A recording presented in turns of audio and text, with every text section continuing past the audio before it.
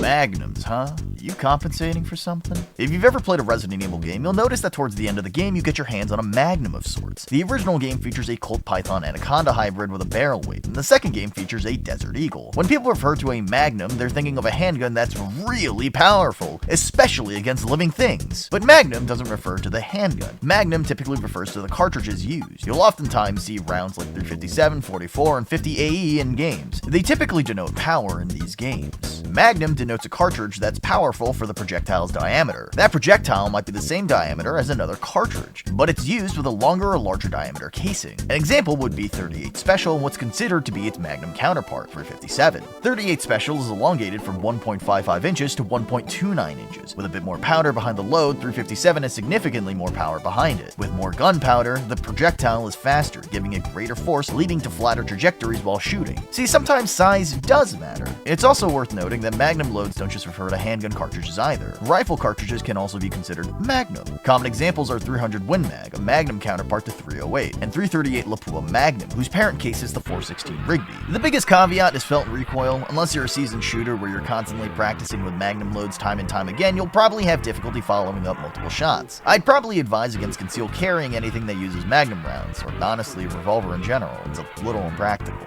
To my knowledge, any form of self-defense that happens to use Magnum loads are typically reserved for bear guns, handguns that are, well, meant to be your last resort against a bear, and to be honest, this space is shared with other larger handgun calibers anyway. And let's be real here, if you're having to pull a gun on a bear that's charging you, I think you've already f***ed up. Magnum loads are also commonly seen in sniper rifles, hunting rifles actually. These rifles are typically built with an immense amount of precision and power in mind, barrel lengths that far exceed what a normal grunt is going to be carrying on a day-to-day. You kinda need that precision and power if you're hunting big game. While most bolt-action rifles have generally been phased out with a designated marksman rifle in the military, bolt-action rifles still get some use here and there. Barrel length dictates velocity. The longer it is, the faster your bullet will travel. Combine that with a projectile with an immense amount of powder behind it, and you have a projectile that'll travel an immense distance. And so, the record for the longest distance frag in real life isn't actually held by a Magnum load. But there was a time it was, and Wikipedia's article for confirmed frags 1,250 meters or longer has multiple entries for someone using 338 Lapua Magnum out of an op. Magnums are pretty cool, and they have a lot of purpose behind them. In video games, though, the name commands respect, and that's what makes it pretty unique among the different cartridges used throughout history. And that's an overview of Magnums. Sometimes, size does beat all. I hope you learned something. Thanks for watching.